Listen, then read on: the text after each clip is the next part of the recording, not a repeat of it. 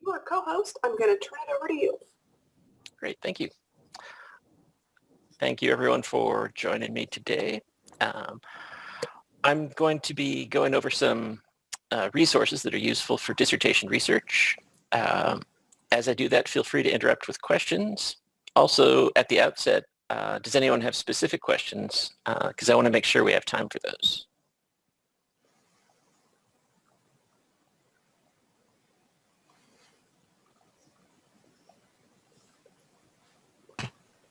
Oh, right. I have one. This is going to sound basic, I imagine, but I'm wondering, how is it that I can get more information of what I'm looking for in a generic Google search when I type in my keywords than when I go to, the library database? Like sometimes I find that I get, certain reference or whatnot, and then I'll plug it in and I'll actually look up that specific one in the Alliant library, and often find it, but it doesn't necessarily come up when I go directly to the library. So it's a book or an article or something that you're finding in Google and you'd like to know how to find it through the library?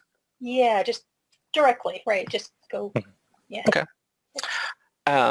Yeah, there's a couple of different ways. It kind of depends on what the source is. So let's look at an example here. Are you using Google Scholar or just regular Google? It varies, either or. Okay.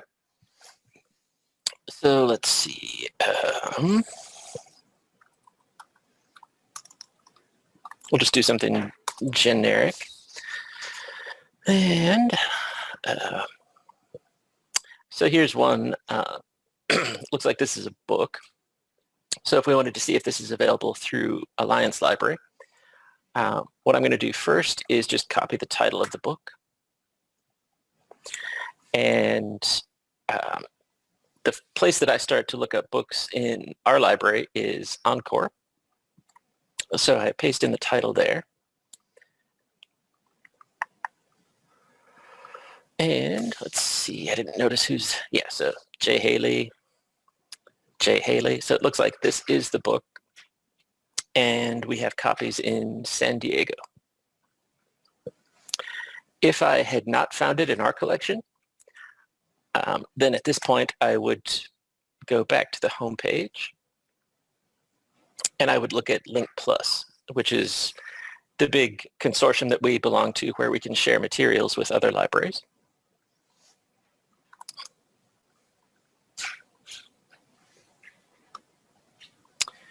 And in here I find the book also. Let's see what that is. Okay. That's helpful. My chair, I don't know if it's like this for the other participants, but my chair has told me you really need to stick with the journal articles for the dissertation. So I appreciate the example and how to do it. Is it normal to come across that sort of phenomenon I'm describing? Like, yeah, it's, I mean, no library collection is going to show everything, but I also, I'm about half done looking up this book too. Oh, okay. So we also find it in Link Plus.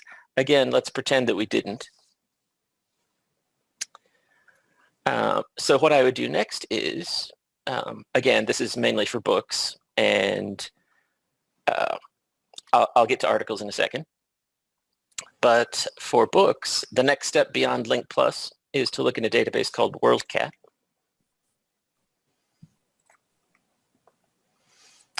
And Worldcat is basically the shared holdings of most libraries around the world that have computers. So usually just about anything that you're looking for is going to be in here, but there might only be one copy stored in one library in the middle of the Gobi Desert or something, but it'll still show up in here. So here we have the title in there again. I'm going to tell it that I want books because there's all these other things too. And again, we find this copy here. It does tell us that there are 636 copies worldwide.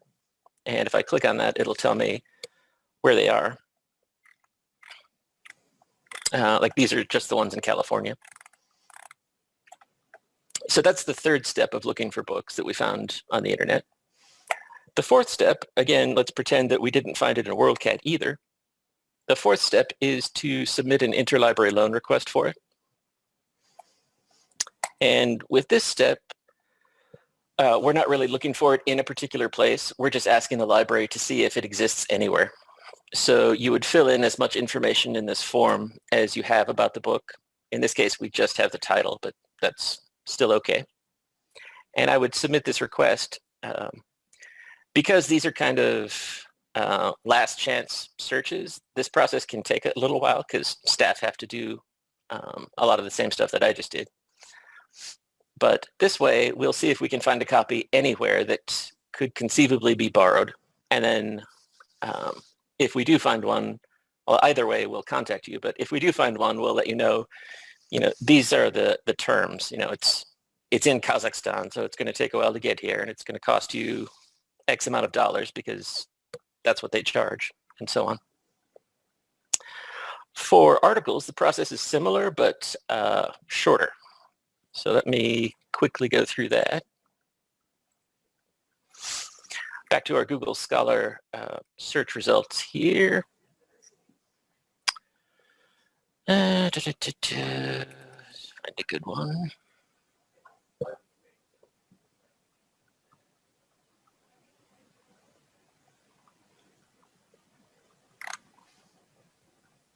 I'm kind of picky, so it's going to take me a second here. All right, so let's say we want this one. Photodynamic therapy.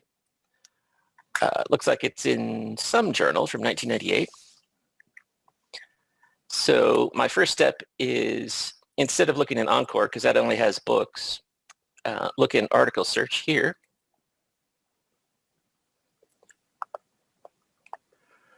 Using that article search tab, this one is preferable to going into research and choosing a specific database, because article search searches a whole bunch of databases at the same time.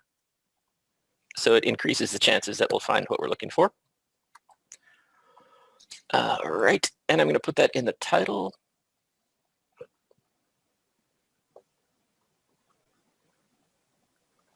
So we get 18,000. But we know it's from 1998, so I'm going to adjust this publication date thing.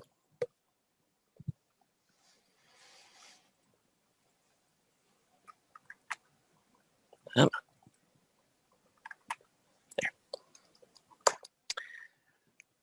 Even though I'm looking for 1998, I usually will do a year on either side of it, just because otherwise it gets confused about, like if you do just the year that it's in, sometimes it acts up a little bit. And I'll take an author name because I don't want to go through 563 results either.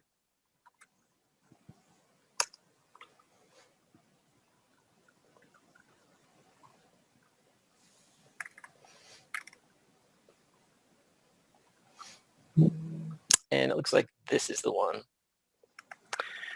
So after some digging, we did find it in our system, which means that we have an easy way of ordering it if it's not in full text. So the full text finder helps us do that. And at this screen, I click on can't find it, click here to request it for free. I log in. And then here it fills out the form already, so I just click on submit. So I've requested that one. Thank you. Thank you. Yeah. And not done yet. There is another step too. So if we had not found it in the Alliant databases, our final step would be the same thing that we had done for the book, which is to go to Services, Interlibrary Loan, and fill out a request manually for a journal article, since that's what we're looking for. And we put as much or as little information in here as we have, and then our staff will attempt to track it down for you. So basically, stuff that you find on Google Scholar, when you come over to the Alliant website to look for it, even if you don't find it, we have an option for you to still request it. But I thought the previous form that you just showed us was the request. So I guess this is like an extra step beyond that? Yeah, there are different request forms because there's different types of interlibrary loan. Okay. So when you find something in the databases, like we found that article, Right. there's a request form that is kind of automated where you don't have to fill it out and it just goes through by itself. Okay. The fail-safe request form is one that you have to type everything into. Okay. And that's the one that's listed under Interlibrary Loan. Okay, under services. All right. Yeah. These forms are just blanks, and you tell us as much as you know about the item. Would it be advisable to do both of them? No. No. Okay. All right. Thank you.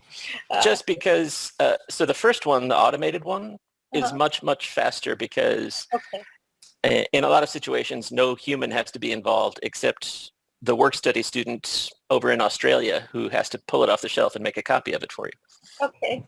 Apart from that, everything just happens automatically. When you're using this form, one of our staff has to look at it and then research where it might be available. So this one takes longer to act on. Okay. Thank you for that. Okay. And to be honest, librarians get kind of testy when like they're duplicating effort that way. So. I get that. Yeah. Not me personally, but somebody in Australia is going to get kind of PO'd. You got a question in the chat box here. Yeah, just seeing that. Of the search terms? So let's see. I'm just going to kind of recreate what the question is asking.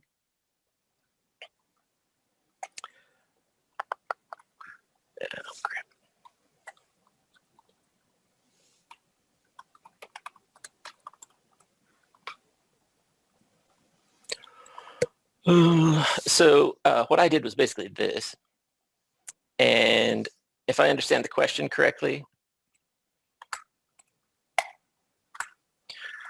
the question is, would this work better? And honestly, they would be about as effective as each other. Because actually this one would be a little bit more effective. But now that I think about it, what I did or what I meant to do is put the title in quotes like this. This one is more effective because it looks for these two words next to each other and in that order.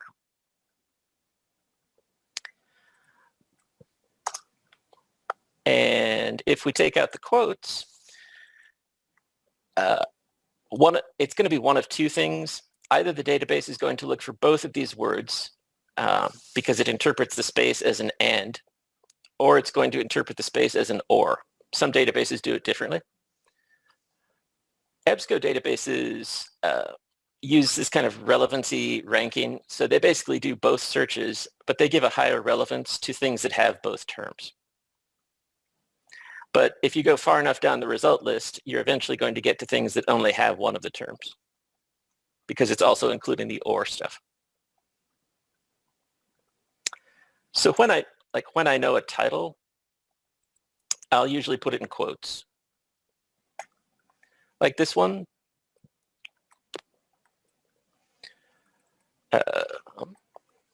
Words like promises, problems, and prospects are pretty generic. And they're going to appear all over the place if I just leave it like that. But if you put it in quotes, then, I mean, hopefully this only has a couple results, or one. Yeah. So it's kind of weird that two articles came up, but we did get the one we wanted also. And the quote thing generally works in Google Scholar also.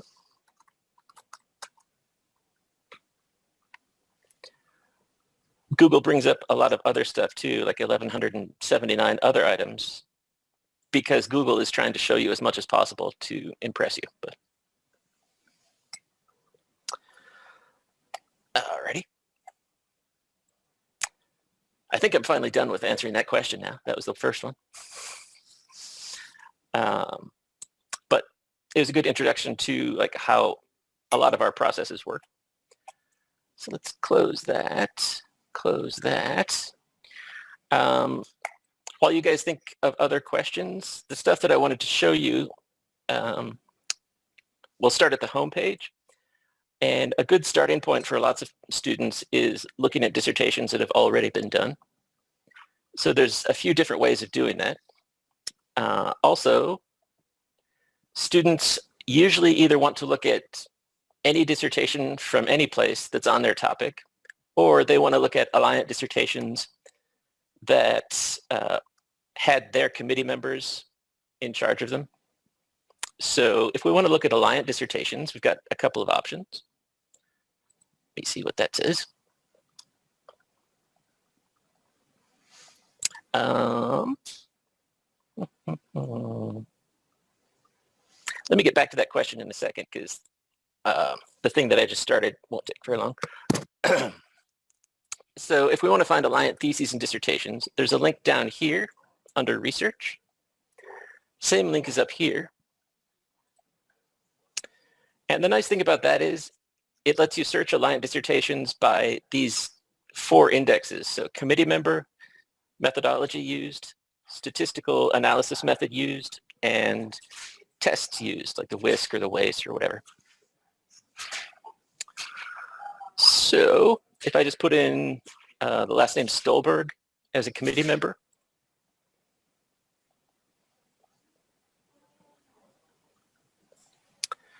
then it's going to show me all the dissertations where he's either the chair or just one of the readers. Scott, can I ask why we don't have an option for subject or topic? Sure. Good question. The answer is each of these 4 costs extra money. Oh, And if you want to search it by subject, there's an easier way of doing it. So if we want Alliant dissertations about depression, then we just do a search of depression. And then we can narrow the results to format thesis. These are all dissertations. okay.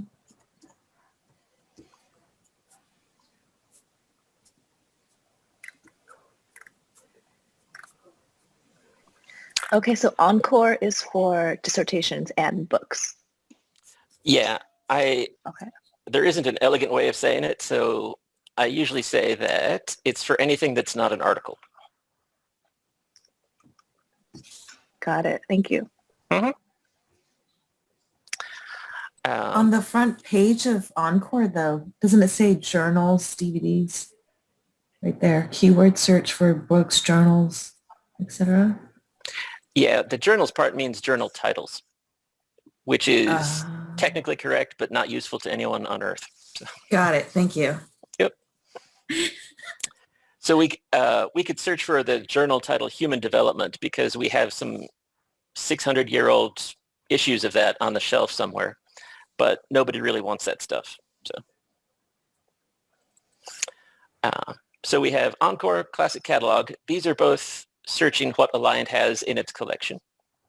So you don't use both of them. You just pick the one you like better. Classic Catalog is the clunky, old-looking one, and Encore is the more modern, googly one. Link Plus is also searching anything that's not an article, but it's searching at our partner libraries where we can request that they send stuff to us. Article search is where you search for articles. And there's a couple of ways of searching for articles. Like I said, the recommended one is to start with article search because it searches a bunch of databases at the same time. If you're stubborn or have a good reason, you can go to databases and then pick a particular database that you want to focus on. So this is the list of databases.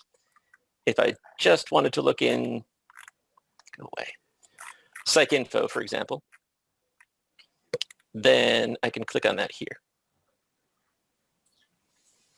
Scott, if we were able to find something and we wanted to borrow it, what's the current procedure as far as, do we come to campus or are they mailed? How does that work under? Good question. Let's look at that.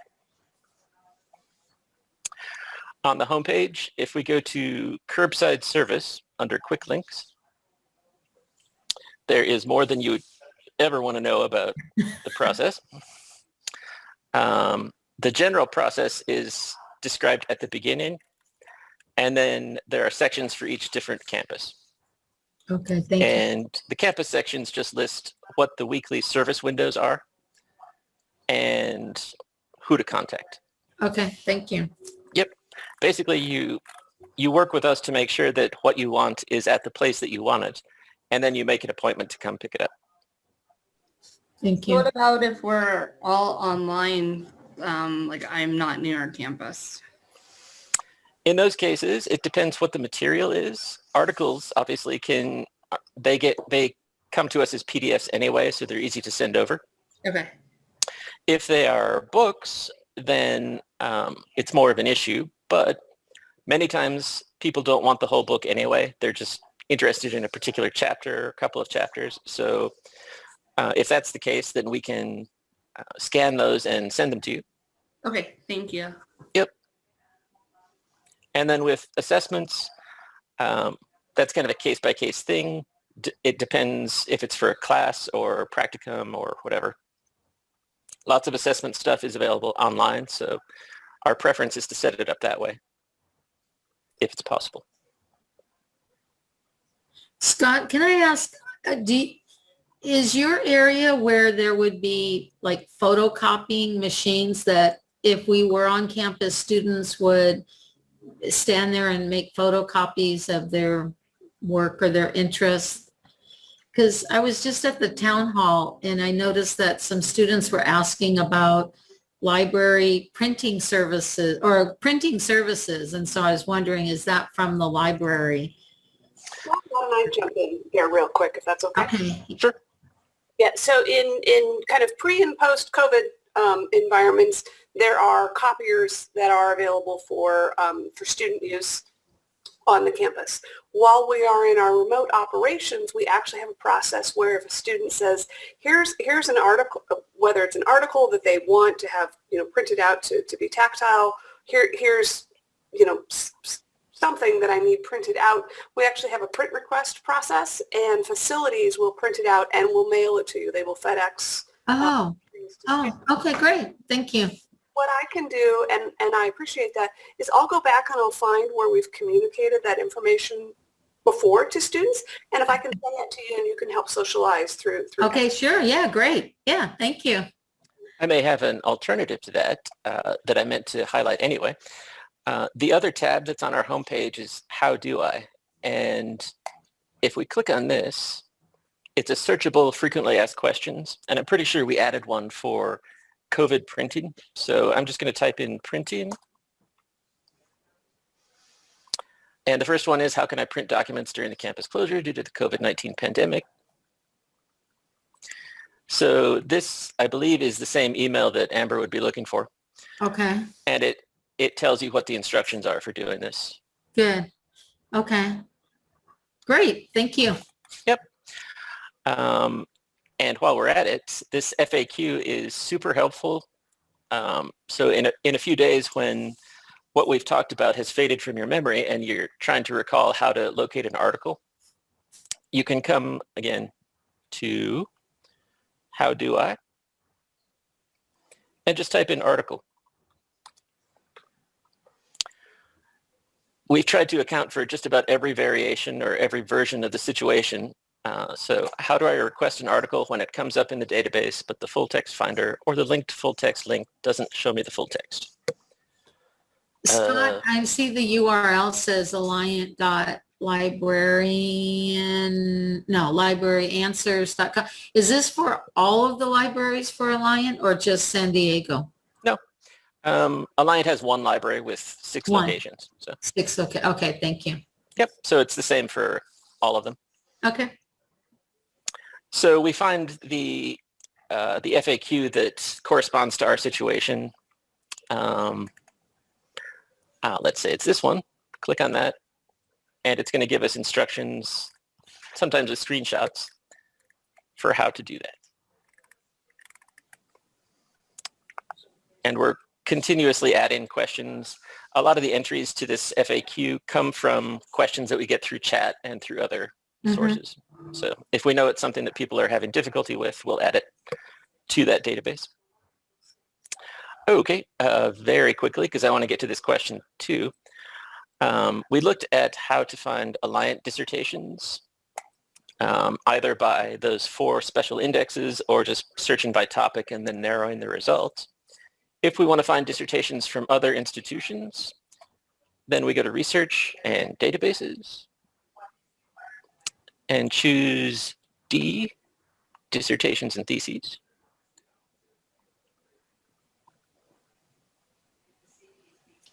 And here, this is going to contain Alliant dissertations as well as the ones from everywhere else. So it's pretty large.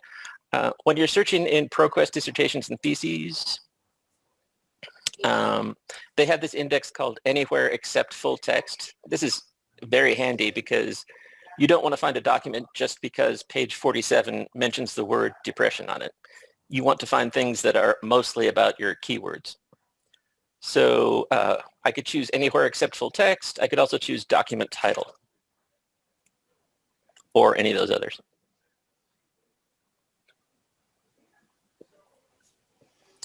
We still get 11,882. Wow. If they were done after 1997, approximately, then more than likely they're going to be online in full text also. So like here's one from 1996, but it's still online in full text. And again, looking at dissertations gives you an idea of how people writing about the same topic have structured them. It lets you look at their bibliographies and lit reviews to double check your work, make sure you're not missing anything. So, helpful. Okay, this question is there a way to find out tools that are validated and reliable that we can use that relate to our keywords? It sounds like you mean assessment instruments, is that right? Yes, that's correct. Okay. Yeah, there's a few things you can do. Let's see. So we've got a couple of different databases that are helpful, and we'll start there. If we go to the list of databases, the first one is Mental Measurements Yearbook with Tests in Print. There used to be this book called Books in Print back when we had books, but Tests in Print is meant to be kind of similar to it, and it mostly indexes tests that are commercially published or at least widely known. So try that one. So we get several different entries for the MMPI-2. These are kind of like extended encyclopedia entries, but they'll tell you how the instrument was developed. They will talk about validity and reliability and give you some of the top level data about those things. So like many times students will have an assignment to do a presentation about a certain test. And instead of checking the test out and trying to decipher all the stuff that's in it, usually what they need is in this kind of database. But you can also use this database to look up by subject tests that might evaluate, I don't know, malingering or something. So like, for example, like my topic that I'm doing is remote work. And then I'm going to focus on like pre-COVID and during COVID. So obviously there's not a lot of research that's fully come out for during COVID because we're still in the midst of it. Right. And so that's where, without scanning, I mean, yes, I plan to read the dissertations, but I'm not there yet. So that's what I was trying to find if this kind of thing existed for those areas. Yeah, it does.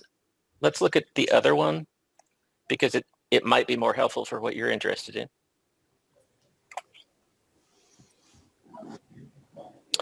The other one is called psyctests.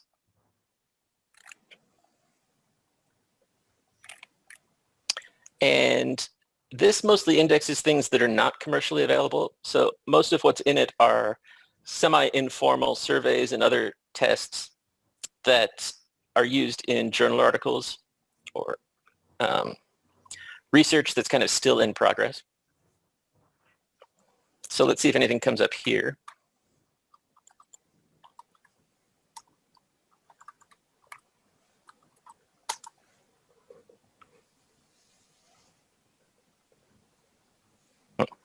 Okay, so we got one, satisfaction and performance when working remotely measure.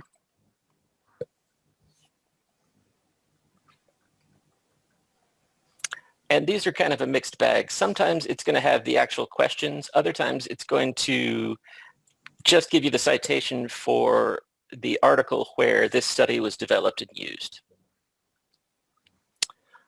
So this stuff is mostly that citation. And like, wow, this is like super elaborate, isn't it? But you get the idea. Sometimes you get something useful. Other times it's super basic like this. And then let's go back here. So mental measurements yearbook is one option. Psych test is another option. Let us try this.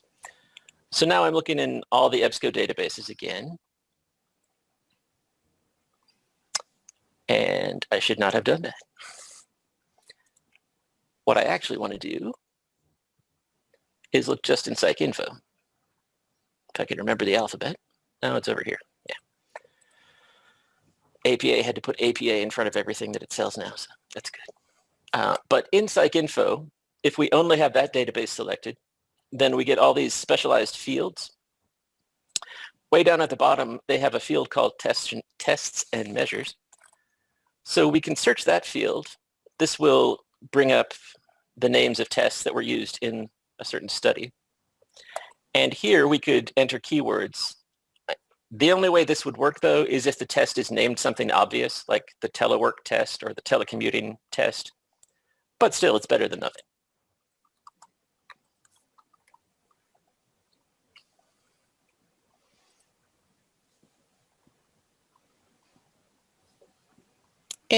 All right, so 10 possibilities. And we would have to look inside these, like in the full text probably, to see what the names of the different tests are and to see if they are going to align with what we're actually interested in. It's like this one's about not so much attitude, but how people manage their boundaries between I'm going to stop working at 7:30 or 10:30 or never. So.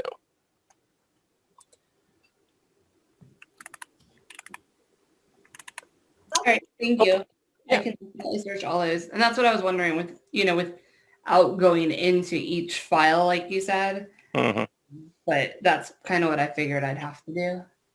Yeah, I would probably, for what you're talking about, I would not use mental measurements yearbook. I would start with psych tests, but then I would just do a broader search in PsycInfo and look at articles that are close to what I want and dig into them and see if they use some kind of instrument that I could use. Okay, thank you. Yep. Any other questions?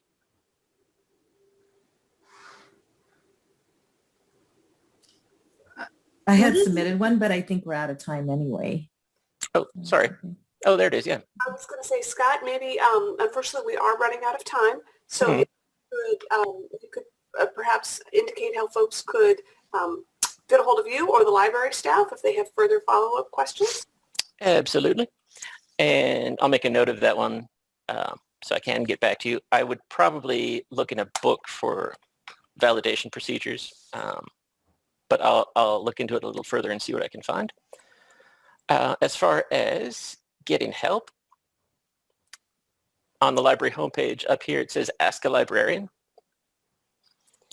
And this is going to list all the different ways you can contact us. So the easiest thing to remember is library@alliant.edu. You can also text us if you want. And then we've got phone numbers, which are linked here. And if there's another communications platform, we'll adapt to it. So just let us know that it exists and we'll create an account. There's also, if you hang around on some of the library pages for more than 5 seconds, you're going to see the chat prompt too, which I'm sure you've seen before.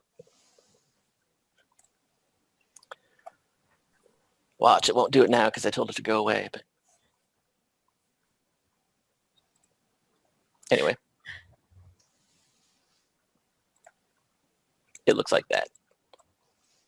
So somebody's online right now, and I could harass them publicly if I wanted to, but we're out of time, so we'll save that. I want to thank everyone for coming today. I especially want to thank Scott, who was always so knowledgeable. I learned something every time I watch this presentation. And again, want to encourage folks to keep in mind we've got a whole year of dissertation power hour sessions. We're going to come back to some of our favorites, which are APA formatting for dissertation clearance. We've got some SPSS and T-tests and ANOVAs, oh my, that'll be coming up, I believe, next. And we'll also have some special topics on IRB a little bit later in the year. So again, please keep coming back to Dissertation Power Hour. Let us know additional topics you want to see, and this will be housed in the Dissertation Toolbox. Thank you so much, everyone, for coming today. Thank you. Thank you.